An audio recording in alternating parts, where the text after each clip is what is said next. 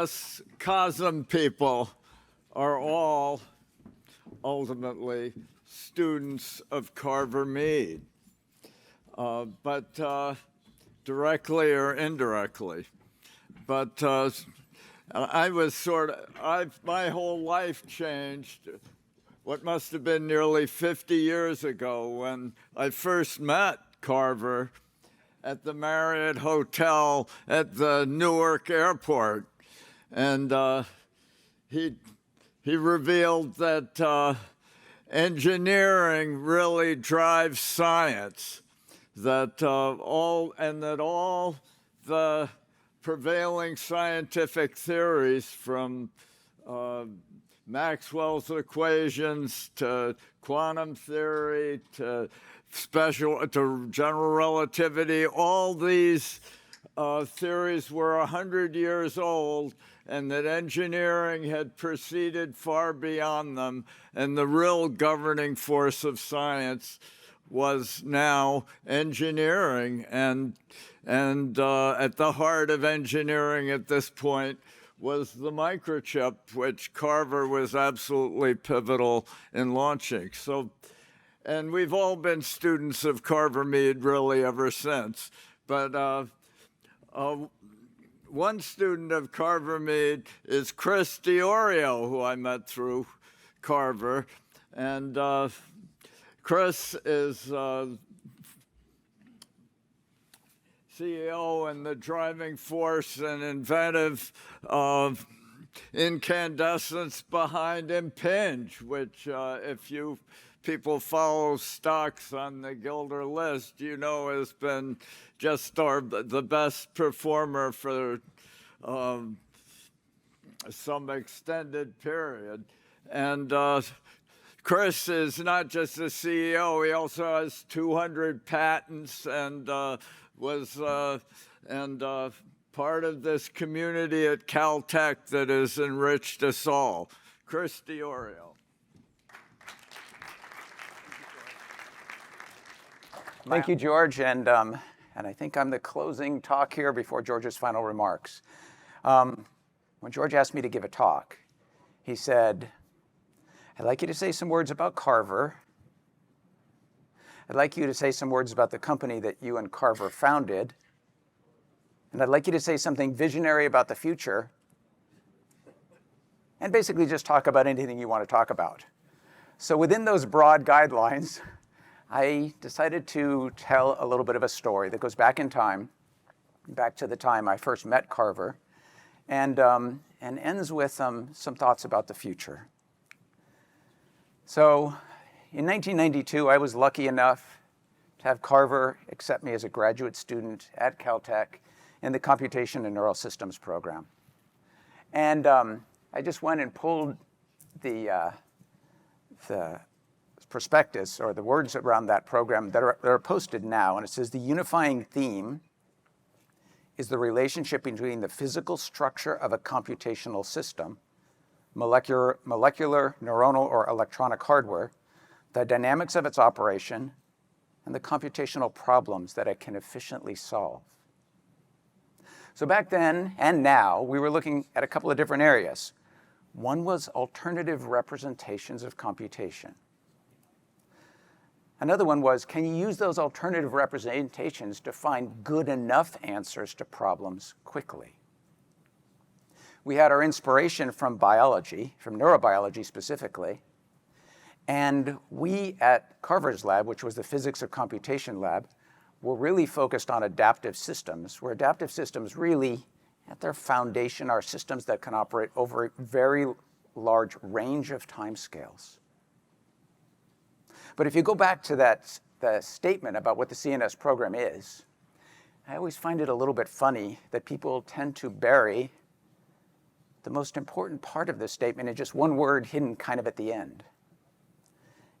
And the key word there is efficiently. Because even at that time in 1992, computational complexity was well studied and well known. We knew what was computable and what was not computable. Information theory was 30 years old. The foundations of computation were known. But we were focused on that word buried at the end, efficiently. And Carver would say, what we're looking at is trying to build systems that are efficient in time, space, and/or energy. And there, our inspiration from biology was really critical, because biological systems excel at giving good answers to hard problems quickly with very little power consumption in a constrained environment and operating under intense constraints. So the work I specifically was working on was a single transistor silicon synapse, which was a way to build a device, a single transistor device on chip, that could essentially store a weight so that we could build what were basically, at that time, hot field networks. It was the back propagation stuff that Hotfield pioneered and just won the Nobel Prize for. We could do it on chip. Fast forward 5 years, and I took a position at the University of Washington in the Computer Science and Engineering program, and continued in that theme, but now really focused on energy efficiency. And had two key research programs. One was on implantable computers, where we were trying to implant computers with probes in intact flying animals, in this case, moths. This is a hawk moth. It's a large moth, but doesn't have a lot of weight-carrying capacity. Put a little computer on a moth. There you can see a prototype, which was a PCB, a little printed circuit board. Power it so the moth could carry it and record and stimulate, or alternatively, stimulate and record from the animal while it was flying. So we could probe the animal's dynamic response in a free-flying environment to stimuli. And the other research area was around mixed signal ICs, whether we could use that adaptation stuff, those single transistor synapses, to build adaptive systems that would do signal processing. And both of these efforts I think were reasonably successful. On the mixed signal side, we made great progress in driving down the power consumption of conventional circuits, but did them in a completely novel way. In 2000, Carver and I started a company, Impinj. And at that time, we were looking at using that technology around these adaptive systems to make mixed signal, highly energy efficient mixed signal ICs. And the target at that time was to reduce the power consumption of cellular base stations by a factor of 10 using this new technology. But then the dot-com bubble burst. The 3G revolution that was supposed to happen got set back years. And we looked around and said, okay, what are we going to do now? And so what we decided to do was to pivot and to think really big. And the idea that we had at that time was to take this kind of old technology called radio frequency identification and advance it to the point where we could put an IC on every single item on the planet and wirelessly connect those items and truly build the Internet of Things, the Internet of everything. And we were even at that time thinking, it's about 10 trillion items per year. Those ICs that would go on the items would have to be wireless radios. We couldn't have a power source. We couldn't put batteries on. If you're going to connect everything, items of food, items of clothing, everything, the IC, the radio, had to absorb its energy from the radio waves and communicate back. And I connected with a friend at MIT and ended up heading up an effort to develop some standards around a radio technology that would have a 10-meter read range, could read 1,000 items per second without line of sight. And that was the approach. That's where we headed. About 9 months after we got into it, Walmart made this incredible announcement that they were going to be using this RFID technology to connect all pallets and cases in the supply chain and improve the efficiency of the global supply chain. So we all high-fived. Carver and I were celebrating. This was going to be a great success, right? Other than the fact that we had no spectrum allocated anywhere in the world, so we couldn't transmit. We had no communication standard that said even if we could transmit, how would you send bits over the air? And we had no products. And we had as our early adopter company, what was then the largest retailer on the planet, and we were trying to re-engineer the global supply chain. Fortunately, at that time, I was a little bit naive and said, okay, I guess we've got to get to work here. People ask, they think back to that time when Walmart made that announcement and why didn't RFID go forward? And it was because of those reasons. We couldn't even transmit effectively in the US until 2006. We didn't have the standard done until about 2006. We couldn't transmit in Europe until 2008. We didn't really have working products until about 2010. So we went through the typical Gartner hype curve up, down the other side. And then in the year 2010, Macy's, Decathlon, and Marks & Spencer decided to give this technology a chance and start putting ICs with antennas on articles of clothing to give visibility in their stores on the inventory they've got on hand. And Macy's was so successful doing it that they said they took more than $1 billion out of inventory, increased same-store sales up by more than 10%, and had great successes, and that's how we got going. So the technology is now known as RAIN for radio identification. You can see on your left our radio chip. It is a complete radio on a chip. Everything.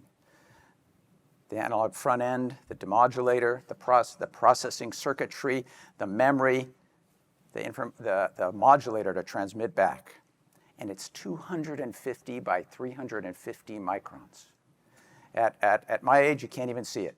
You can feel it, you can put your finger on it and feel it. I can't even see this radio. It's so small. That radio goes on a little miniature antenna. Today, the antennas are about the size of the end of my pinky. And that IC on the antenna can go into or onto items. And just as an example, if you receive a UPS package, next time you receive one, you'll see a label on it, a white label. It's called a PAL label. I'll peel it back. With very high likelihood, what you'll see under that label is a little antenna with a little chip on it. If you have a global entry card or an enhanced driver's license, now there's a chip in there. If you happen to drive a German automobile, there's probably 30 chips in there on the airbags, on the bumpers, on the chassis, for safety tracking and to know the right airbags in the right car. If you buy Michelin tires or Bridgestone tires, there's one in the sidewall for tire tracking through the supply chain and knowing the age of tires. I'll show a slide coming up pretty soon, but Impinj has already delivered more than 100 billion of these chips and continuing to grow. They get read by readers that transmit radio waves out, 1 watt source, and can read those items at that 10-meter range at 1,000 items per second without line of sight. And companies are using them across the planet for everything from inventory visibility to item traceability to anti-counterfeiting and a whole bunch of use cases.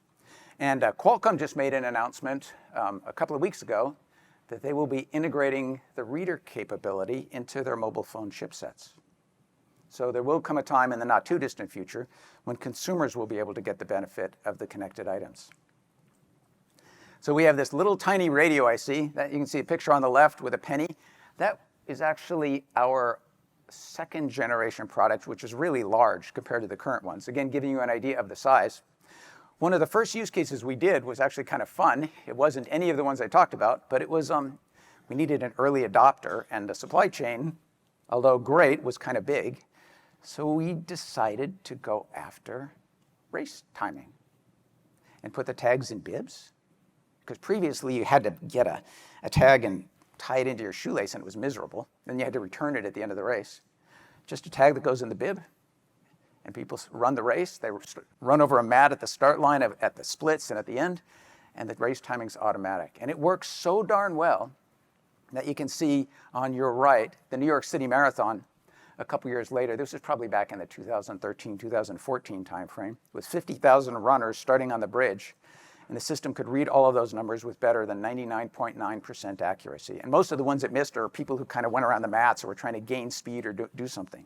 So we could achieve that density of reading with tags in a bib with people running.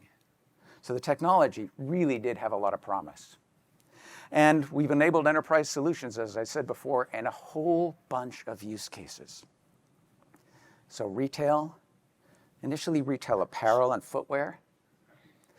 If you look at some of the statements Walmart has made, they're now using tags on the items, typically as a paper label or in the IC in the price tag or in some other way associated with in or on the item for tracking general merchandise.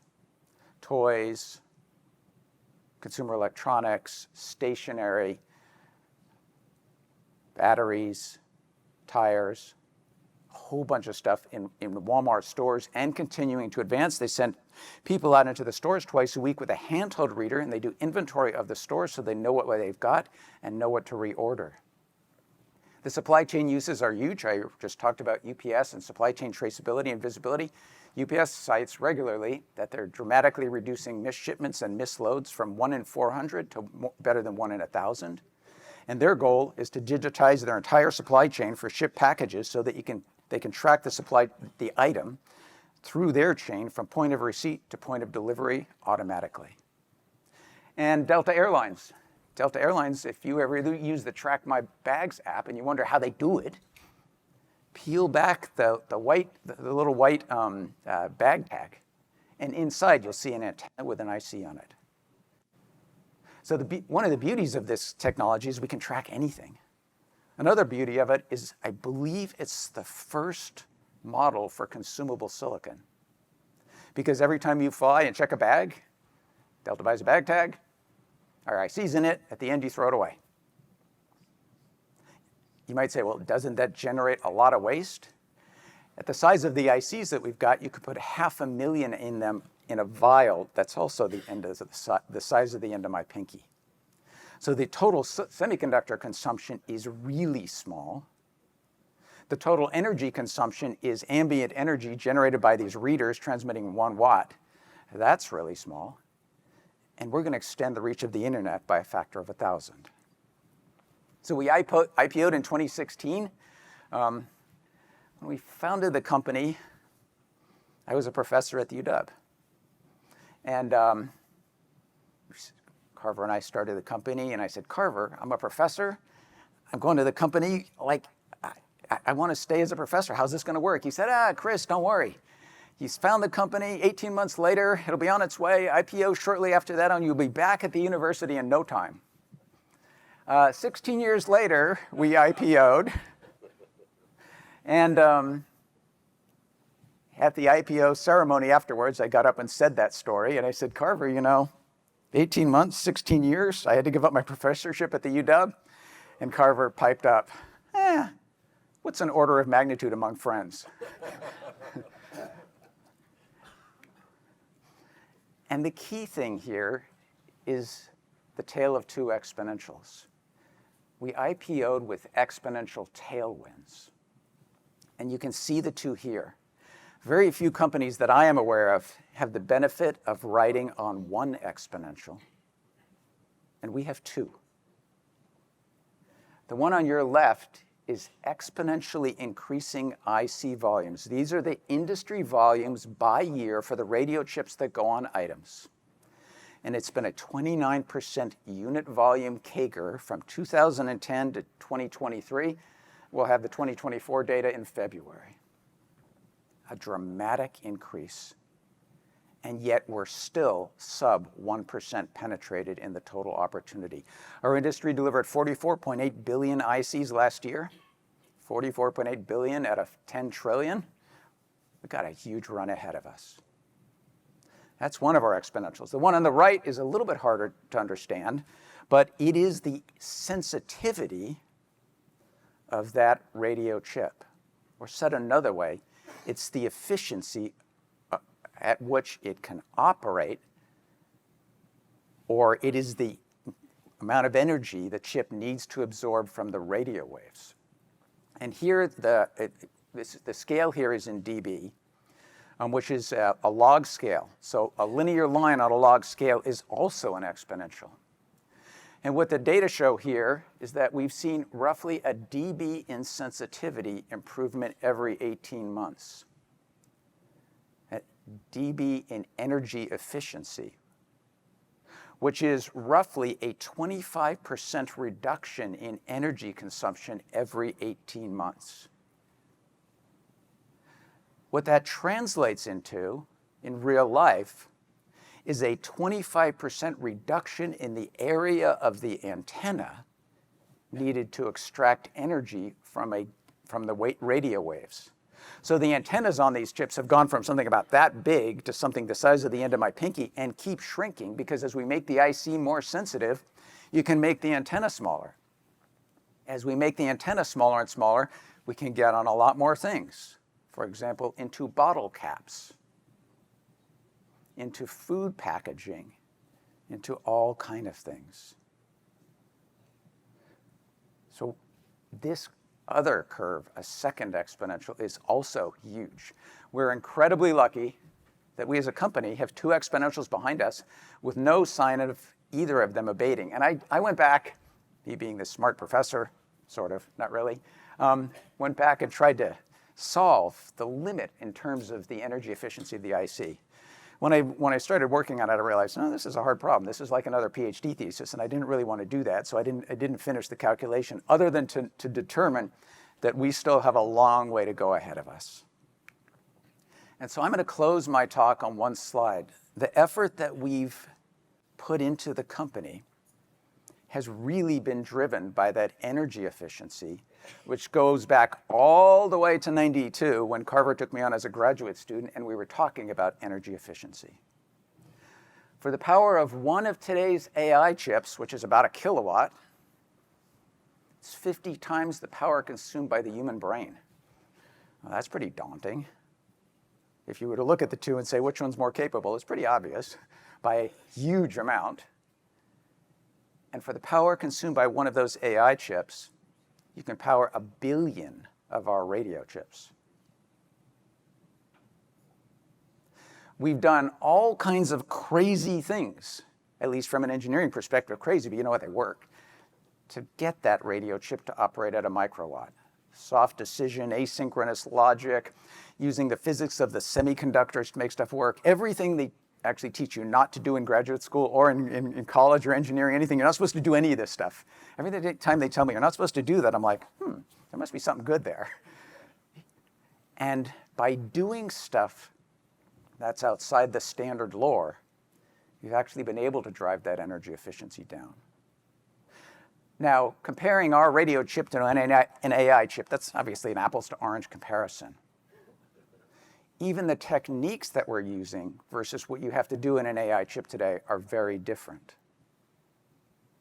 But I fundamentally believe that the energy efficiency potential of silicon electronics remains largely untapped.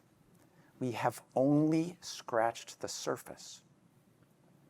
Today, in one of these big chips, if you were to string a wire across the chip, build it into the chip, just a little wire, the amount of energy required to move that wire up and down in voltage, just to send digital signals down it, is 10,000 times greater than the energy required to switch the transistors at the end of the wire. Because the wire has capacitance to surrounding area.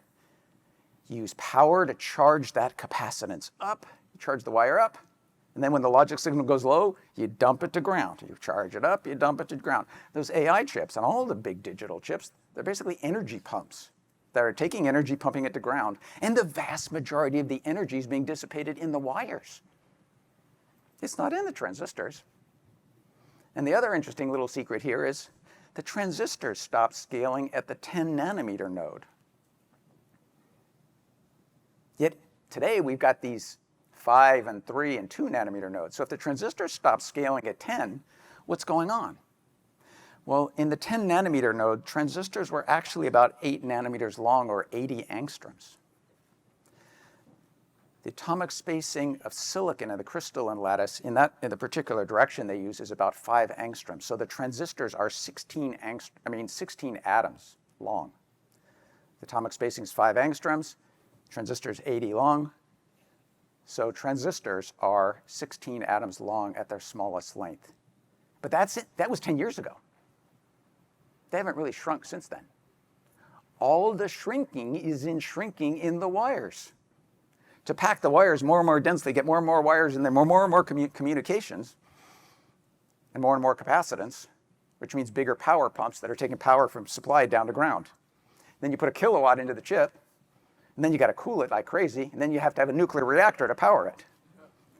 Something seems wrong here. I'm not disparaging what they've done in the AI chips. The representations are fantastic. The progress they've made in terms of learning and everything they've done is fantastic, but we can't continue on this path. And energy efficiency is there to be had. So I'm going to close with that thought today, that there are ways. We took a radio and took it down to a microwatt. I personally believe that we can improve the energy efficiency of AI systems by 3 orders of magnitude with today's silicon. Do I know how to do it? No. Did I know how to do the radio chip at a microwatt when we started? No, had no idea, had no clue. But we just rolled up our sleeves, spent 20 years at it, came out the other side, and we got a 1 microwatt radio. So there is a huge future in silicon, even as scaling slows, because we've only scratched the surface of energy efficiency. And for that, thank you, Carver, for pointing me in that direction.